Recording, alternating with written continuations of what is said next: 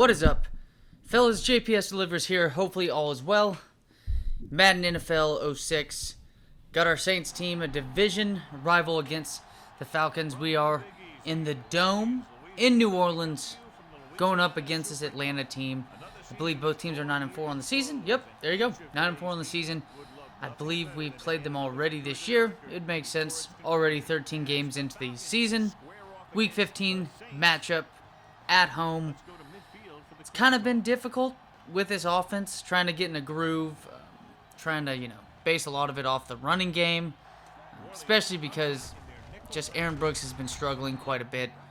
His defense, though, has been solid overall. We did lose to the Cowboys, I believe, last time out. So, a lot of it is going to have to bank on the idea that we can get a little bit better quarterback play. But on this drive right here, Mr. King throwing the ball pretty well, I know, in this play right here. Doesn't do much justice to what I just said, but able to break down the cover 3 coverage, I believe. It's going to be a first down for the Falcons. So tonight, Tampa Bay and LA play. Should be interesting. It's going to be, this video is technically going to come out after it. Touchdown right there by the Falcons. But should be a pretty close game. Technically, the spread is at 4.5 in favor of the Buccaneers, who are at home. And also, which is, if you ask me, it's a little high. Especially considering that the Rams just showed themselves to at least hold one of the better offensive teams in all of football down to, less than 3 touchdowns in a game, especially a team that their quarterback, Russell Wilson, has been averaging more than 3 touchdown passes a game, if I'm correct. Maybe a little bit under. But even then, the team should be able to get a rushing touchdown in the game. So, they were expected to score more points, but this LA Rams defense, again, they weren't coming across one of the better rushing attacks since Chris Carson has been out. It's just, DJ Dallas, terrible blocker. It's going to affect the passing game, and he's not someone to rely on the rushing game as well. Then Carlos Hyde finally did get that good rushing game. He played well when Chris Carson got hurt against the Cardinals the first time around. So he did pretty well, but it was more so the matchup. I don't think Arizona's rush defense is all that amazing. Their defense has been better at the secondary, more so in the safety positions for the Cardinals. But it just seems like the Rams did a hell of a job to deal with this Seahawks team. And now on the road against Tampa Bay, in which this Rams team, I know Tampa Bay is technically the number 1 rated defense in all of football. I think they're still top 3 in the rushing defense technically. And a terrible drop pass right there. Going to settle for a 55-yarder, only to be missed right there. And it's a penalty as well, holding. No reason to try to accept that one where they just punt it and get way better field position than had they had to. Jesus Christ. Should we trade Aaron Brooks? Should we trade this man? He's done just absolute dog shit, or he's been difficult, because part of the thing is that if you want to have a scrambling quarterback, Don McNabb, I think, is around high 70s for speed, maybe low 80s at this point. He's the cover athlete. I'm pretty sure that this year he did have that shit tilted me right there. So not a good start for these guys whatsoever. But there just comes a point to where you get a scrambling quarterback and you're losing so much more on the passing, the awareness, which is going to affect whether or not his quarterback vision window is bigger and significantly bigger to where you can get way more done, way more comfortably. Because, you have to be pinpoint with these passes, and it just hasn't been good. And he's just not fast enough to scramble around and get many yards or buy himself a significant amount of time in addition to the protection for a certain play, maybe open up with playmakers down the field. Look at this. His arm is pretty good. But it could be better if we, went with a better quarterback, better at passing the ball, considering we haven't really been utilizing any bit of his 73 overall speed, and maybe it's just not good enough to utilize. I don't know. Leave in the comments if I should trade away Aaron Brooks. We'll have to see if we do make the playoffs and how we perform in the playoffs. Because last year I thought we passed the ball way better than we have this season with Aaron Brooks. So we'll just have to see. especially after the results of this game, will probably dictate whether or not we for sure make the playoffs. And a terrible pass right there. That's my fault. And that shit, I mean, they should have intercepted it to begin with. And it makes sense that, you know, on like 5 tip touches, it ends up getting picked off. So whatever. It is what it is. But with Tampa Bay tonight, Ronald Jones has been the clear-cut running back, it seems like. He's separated himself from Leonard Fournette. However, though, you have a disruptive force in Aaron Donald. And this team gets pretty damn physical up front, this LA Rams team, which really does balance out. What a beautiful interception, Brian Urlacher.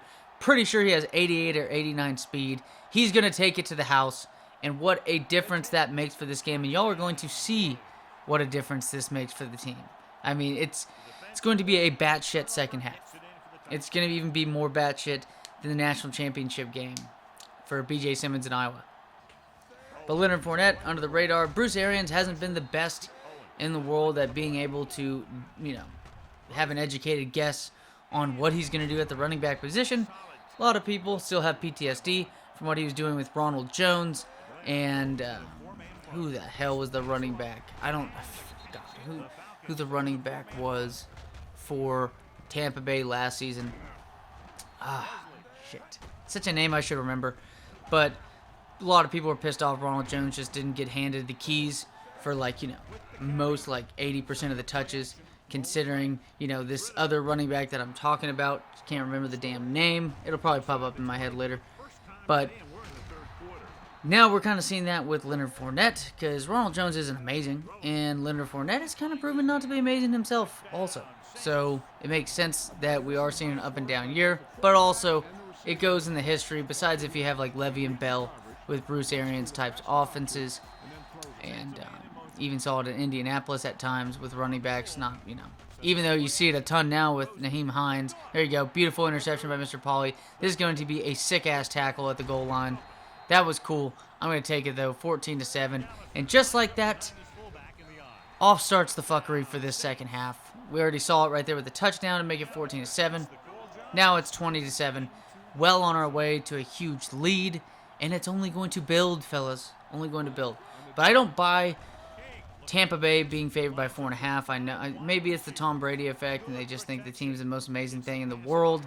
But seriously, though, and again, Brian Urlacher with a pick 6. Just a dead sprint at that point, fast enough. Chris Hope does get injured, which makes me lose a little bit of hope in the secondary. Dumb joke. But, I mean, it kind of sucks seeing Chris Hope get injured, considering we lost Roy Williams at 26 years old to a career-ending injury, in which he's going to eat into the salary cap with that shit being said. So that sucks. Hopefully it's not a significant injury. I don't believe it was. But Tampa Bay, 4.5 points seems like too much. I do think, though, they'll be in the lead for most of the game. Just because I don't expect them to, you know, I don't expect the Rams. They're not really settled. I mean, they don't match up well against the Buccaneers defense, or at least well enough to retain the lead for a long, long amount of time. But hey, that's the whole thing about a spread. You know, you can cover the spread and you don't have to be winning at all in the entire game.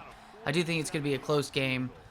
Should be interesting to see between Cooper Kupp and Robert Woods, who has a really good game, because I don't think anybody is going to separate himself in the running game at the running back position for the LA Rams.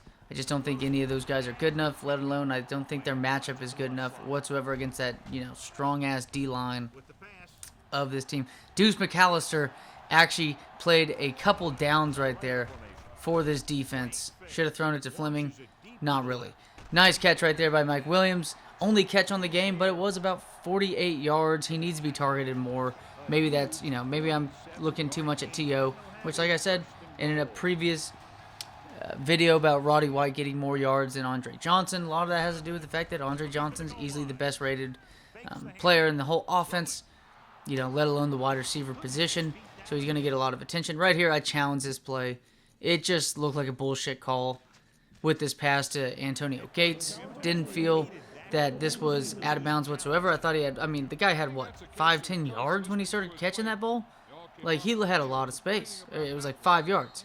Now, look, you can tell that second foot, that right foot lands right there. It's just these video game calves are fucking huge. Jesus Christ. But it turns out play is going to get reversed. This lead's going to get even larger as this Falcons team is now going to be put in a position, just got their ass kicked by a division rival, has a lot to do with not only the playoff races, Adam Jones right there, Pac-Man Jones getting his highlight on that interception, and then Deuce McAllister with a couple big moves. There's not much happening for this offense, though, as you can see, a lot less plays. And then here we go, Aaron Jones just doing terrible. And, I mean, not Aaron Jones, Aaron Brooks. I don't know how he got that pass off. It's been impossible. I don't even know how he outran that defensive lineman. Chris Perry, I thought, had the best game out of these running backs. So, I mean, overall, trying to get this offense, going based more. I thought that play should be a touchdown, man. I know we're up now 41-7 at this point with Janikowski with the 3 points on that chip shot. And there you go. Charles Woodson, great interception himself. I think he had a pick 6 earlier on in the game, if I'm correct. And then I wish our blocker, the fullback right there, was able, or I don't know if it was offensive lineman. Either way, the dude just absolutely got smoked. I think it was like the linebacker for the Chargers this weekend. And here we go. One of the most sick catches I've seen. Antonio Gates with his second touchdown catch of the game. Third touchdown pass by Aaron Brooks, if I'm correct. Yeah, first one went to Mr. Perry. And it's going to go up 48-7, and it's just complete divisional thrashing against these guys. And nope, 48-7, no. It ends up being a pick 6 by Charles Woodson. So there, go figure. There's the theme with your man right there. Charles Woodson, pick 6. One of the more lopsided halves we've seen, and especially to see this in an NFL football game. I know we saw it in a college football game, which is more likely. It was a national championship, though. I mean, usually, like, come on. But New Orleans Saints, our Saints team, beating the Falcons just like the Saints basically beat the Buccaneers last time out against each other. Saints just seem to own that team, just in general. Whether, hey, maybe it is the fact they took Jameis Winston away from him. No, I'm just kidding. I'd rather have Tom Brady in a fucking landslide. But Taysom Hill, actually. Let's talk about Taysom Hill with the Saints, since we're playing with the Saints team. What do y'all think? Like, it's expected. He gets, and also, too, utter bullshit that they can't just change that shit. With all the different coding and whatnot and the software with apps, they can't make a decision to update the app to where Taysom Hill is taken off the tight end slot. That's bullshit, man. You've affected fantasy football seasons in which people put hundreds of dollars. And guess what? That happened to me this weekend. Important, race game to where I'm in the playoff race. That sounded weird, race game.